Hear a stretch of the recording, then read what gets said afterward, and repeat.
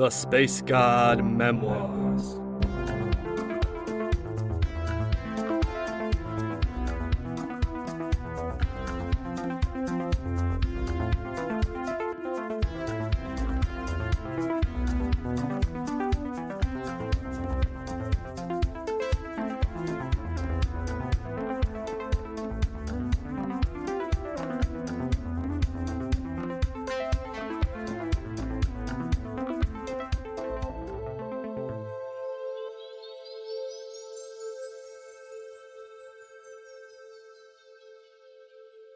Season 2, Episode 29. The vital fluids poured from my body as it lay upon the metal-plated floor of Muntaki's secret lab, stabbed through the heart. The pain throbbed subtly, now distant, like it belonged to someone other than me. I was displaced, disconnected from my body, stuck in between alive and truly dead. I heard Manali's soft footsteps as she snuck back away, the valuable data in hand. All the pain of a moment ago was now utterly gone. I tried lifting myself up off the ground, and it was easy enough. Too easy. I jumped to my feet as if my entire form weighed nothing. Then I looked behind me and down at the floor, where my body lay, unmoving, its hands splayed out to the side, head rolled back and blood spilled out from the chest, pooling on the metal floor. There was a gaping wound in the body's chest cavity, the flesh cauterized by Manali's searing blade, the heart charred to nothing. Yeah, that probably wasn't a survivable wound. I felt oddly calm about it all, being that I was likely dead. No sense of terrible doom plagued my thoughts, just a mild annoyance. I had been so scragging close. Had gone down into this dumb, abandoned lab despite my best reservations, had talked to that hologram, had gotten the data, and was about to leave when that red girl appeared and one-shot killed me. Like the whole damn thing had been planned. Where had that Vare assassin gone? That little scragball. Her face lingered another moment in my mind. Manali of the shifting visage, her round, impish face and big magenta eyes, set amid a red complexion that reminded me of nothing more than some supple berry.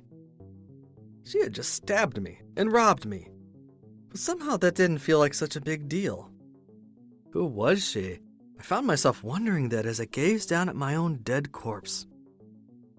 My recall fell upon the distant dreams of long ago, back when I had been a ruin scrapper living my last life on this world. The dreams, her lingering in the background and staring at me with those piercing, fiery eyes. Like I knew her, or else she had purposefully haunted my dreams like some succubus of lore. Maybe I had known her, in those memory-washed eons before this life, before the farm world veil had wiped them away. I was pulled from my musings by a sudden sound, a booming crash from above. My thoughts went to my companions. How are they doing up there against the so-called high god of Aruvis? I gave one more glance to my body, still motionless. Mentally, I gave the inert corpse a salute and a thank you. Then I looked upward and jumped, feeling my lighter-than-air form rising buoyantly, the same dreamy and yet distinct form I had when I was journeying through Aruvis's afterlife realms. I drifted towards those noises. My non-physical body ascended through the floor, phasing ghost-like through layers of cement and rock and metal, until I floated just above where the lab had been. Had been, because it was gone. The rectangular building reduced to numerous rubble piles that were scattered around the earthy cave, among dozens of red Physar, their slime-mold bodies everywhere. My friends were still here, Zirathra and Jabir standing within a few yards of one another, looking weary but neither of them obviously wounded.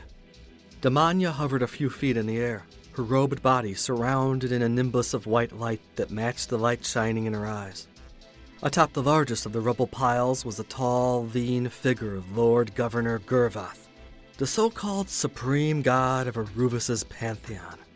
His arms were raised upward, his eyes glowing red in contrast to his night-black body. He looked somehow bigger than before, towering at over twice the height of any of my friends, his legs replaced with ropey black tentacles that clung tight to the rubble pile below. Above him hovered the husk of an old starship that I'd seen docked inside, probably weighing over a ton, just floating there and spinning with the movements of his fingers. Gurvath pointed one bone-thin hand towards where my companions were.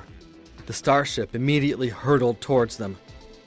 Damanya, hovering in her silvery sphere, let loose a clear white beam from her heart area, striking the old ship and knocking it off its course. The vessel plummeted into a nearby crystal cluster, sending shards and debris across the area. Damanya remained in the air, but I could tell she was looking tired, a sigh escaping her lips. Jabir zoomed up to Gurvath, moving like a blur. In an instant, my reptilian friend was right up to him, a sharp claw in the air, ready to hack into the Veer Lord's throat. But a set of tendrils instantly sprang from Gurvath's side and wrapped themselves around Jabir's arms and legs, roping him in place. A second later, and Gurvath threw Jabir across the cavern. He struck the ground, falling into a roll. I watched as Jabir slowly rose to his feet, clearly in great pain, but alive. Then my attention was once more drawn to Gurvath. He was growing. His torso kept on getting higher and higher. The guy must have been at least 20 feet tall now, while his lower body was expanding into more and more clustered tentacles that grew out from the center like a budding plant. Scrag. I wish there was some way I could help them, but I was, dead, probably. Zirathra looked backward, her violet eyes seeming to link with my own. I felt the subtle tingle there, a recognition. Could she see me? Before I could think to do anything else, Z turned back towards the ever-growing mass of Gurvath, his lower body expanding out like an inky soup across the cavern floor, little tendrils sprouting from the goo as it churned and spread. A few of those tendrils reached towards Z, one of them grasping around her ankle. A quick slash of her curvy sword was enough to hack it loose. As Gurvath continued to grow, Zirathra leapt for higher ground, ending up perched upon a stack of tall yellow crystals.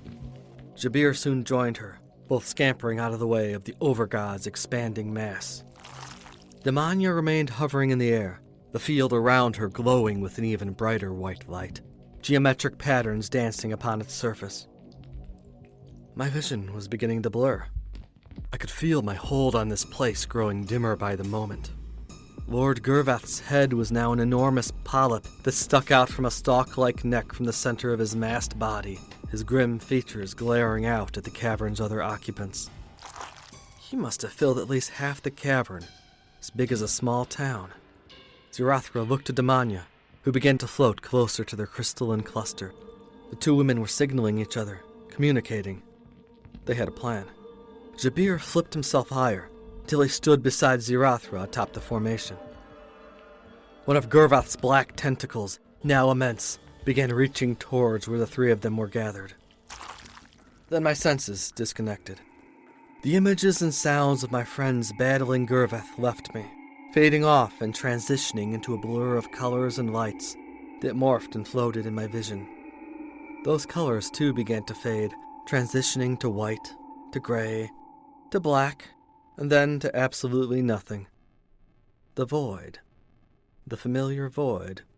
Just like when I had sat in that chair in the Tower of Trials. It was nothing. No sensation, no body. Just me and my thoughts. Here I was again, 100% sure I was dead now. This place was the afterlife. Or at least the place you went to before experiencing what folks on Aruvus had called the overworld. It was an in-between kind of place. Or a not place. As I stared into the abyssal void with my non-existent eyes, I kinda still wondered how it was all going down with Gurvath. Would Z and the others be able to beat him? Would they all soon be joining me here? I almost wished I could have been of more help. But instead, I was busy getting killed trying to accomplish a dumb mission we should have never proceeded with anyway. But apparently Savaharthas and the Scragging Council insisted on it. Or was Zirathra just passing the responsibility there? Well, whoever was at fault, I was dead. Soon enough, I might be sucked back into some phony afterlife simulation before I got cycled back down to Aruvus, again, to be reborn as a baby. Life after repetitive life. Would I forget it all? Or would a part of me recall that I had once risen above such an existence to walk among the gods? I wondered how it had all gone before, when I came to Arubis the first time. Short flashes of memory appeared in my thoughts. The mysterious pilot, who had flown to Arubis on a mission. He, or maybe me, had purposefully died on that mission. Why? Who had I been then? What were my goals? Was it all connected to the shift engine? To Doc Muntaki and even that bug lover Manali? The memories were almost clear, like the recall of a vivid dream that rapidly departs on waking. I could almost tie it all together, but soon I realized that might not matter. Unlike at the tower, I could feel something else here, in the darker than darkness, a pull. I was moving towards it. Moments later, I had a sensation of it, like the drag of gravity or a heavy suction. Then that sensation was joined by visuals, the faint outlines of a smooth tunnel passing around me as I slowly floated forward. At the end was a light, at first a pinpoint, but gradually growing brighter as I moved closer. With its glow came a warmth, a gentle touch, a welcome.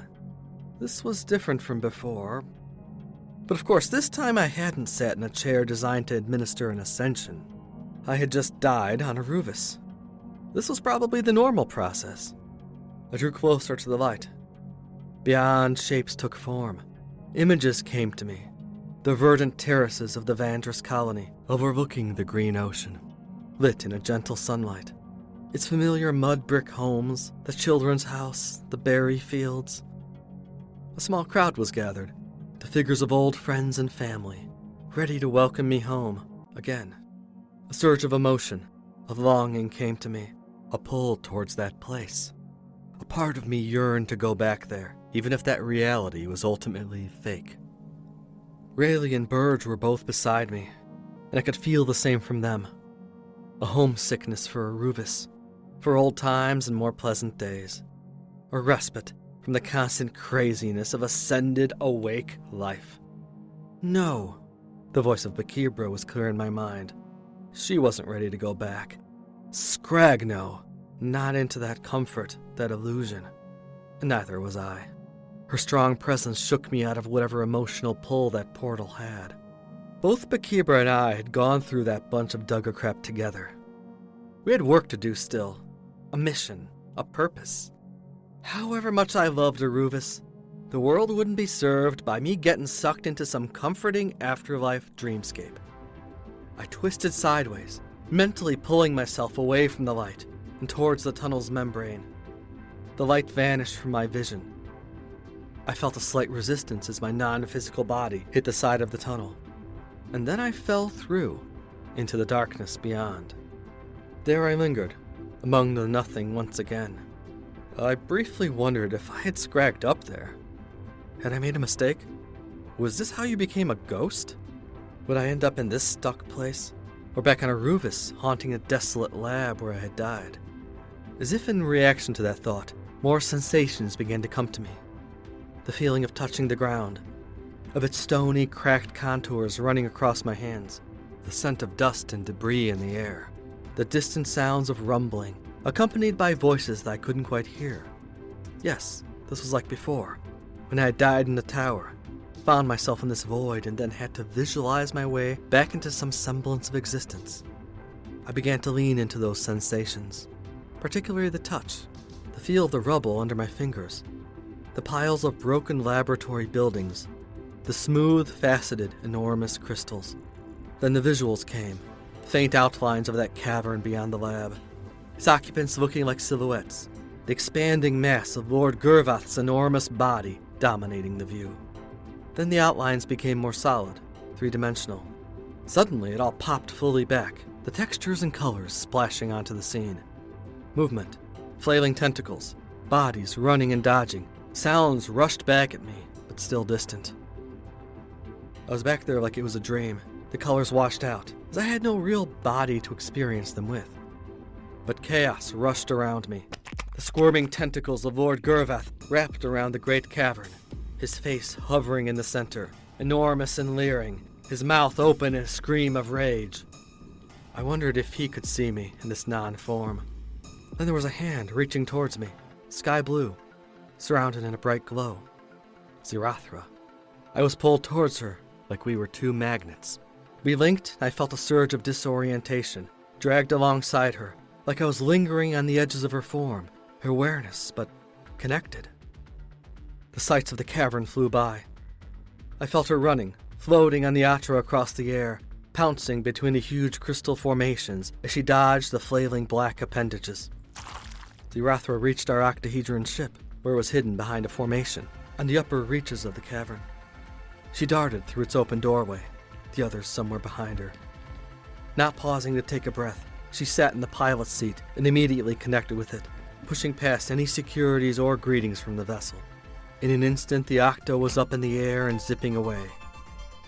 I watched from my strange perspective, like I was perched atop her left shoulder, while the ship's view zoomed across flailing limbs the size of tree trunks, wrapping and twisting around the cavern. Blasting a single huge tendril aside, Zirathra's Octa plunged through an opening and up the chute leading out. She broadcast a command and the Octa performed a shift, the frequency I'd given it still in the vessel's memory. We coasted upward, towards the black skies of the other world, tinged with red clouds. For an instant the ship hovered there, then Z shifted it again, and we were flying into the normal Arubis' atmosphere. Everything was a blur after that, of hanging on to the edges of Zirathra's awareness, of coasting through the stars and across the worlds, of once more entering the pristine halls of the Amatherium. The last image that came to me was of her standing beside a pool of iridescent pink liquid, glowing in a golden vat, tubes running into and out of it. I felt a push from within Zirathra's psyche. I was hurled forward, my view zooming in on the pool, until it too vanished into blackness. I got a feeling of time having passed, though I wasn't sure how long it had been. All I could see around me was a pink-red substance, partially translucent. Within it floated bright yellow particles that seemed to glow like stars, but would occasionally move, either floating past my vision or zipping rapidly around the scene, leaving glimmering trails in their wake. Where was this? What was going on? I floated forward, through the watery goo, until suddenly a form came into view. A person. Or a person's body. Gangly, covered in slick gray skin, it just floated there in the pink ooze, its eyes closed. It was a hairless thing, its face and features looking half-formed, as smooth as a newborn yet proportioned like an adult. There was a vague recognition just looking at it, and a subtle pull towards it. A screen suddenly popped up, glowing blue, directly to the right of the floating figure. Words and illustrations appeared on its surface. It was a chart. Height, muscle mass, eye color and skin color, hair type, facial features, items on a list, ranges of numbers next to them. Your new body has been formed, a monadic thought pattern informed me. Please choose physical specifications. Holy scrag, that body was me. Or mine, at least. My next one. A fact that I had been halfway contemplating fully dawned on me then. This is why Demania had been so eager to sacrifice her life for us earlier. Why she had suddenly appeared again as if nothing had happened. So, resurrection was apparently a thing too. I would have laughed, but at the time I didn't have a mouth to laugh with. We couldn't die. Either it was reincarnation or this. Cloning, or whatever it really was. I wondered why the Nayar hadn't told me about it. Well, another item on the list I'd be having a serious chat with Z about when I next saw her in the flesh. But wow, a new body. And I could change things. Could look however I wanted. I began to scan down that list. Under each item there were sliders. Most of them didn't go very far, but I realized that I could make myself up to 2 feet higher, more or less muscular, change the bone structure around a bit, even add additional features. More options like gender and species, organs, were on the list too, but grayed out. Lack of available Atra for other alterations, I was informed. Oh, I quickly realized I couldn't just make myself into a 20-foot-tall giant with huge wings, though I suppose all that was technically possible. I wondered just how much Atra I'd need at my disposal to do what I saw Gurvath doing back on Arubis.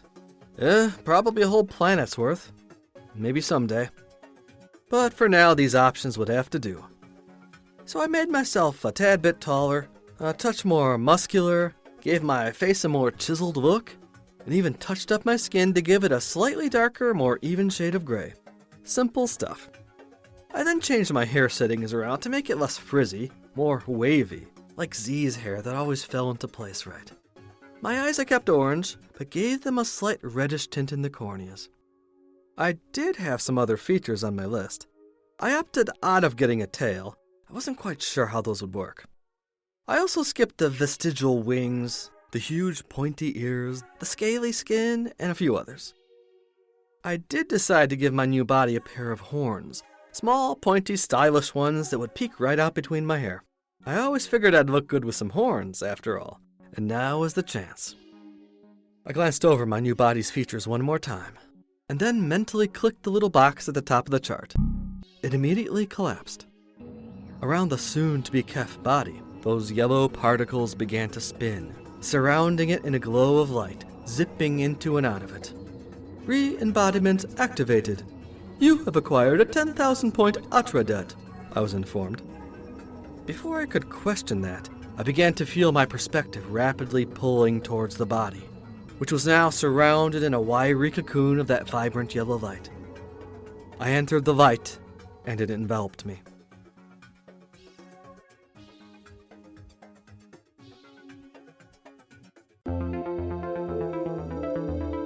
Thank you for listening to this episode of The Space God Memoirs.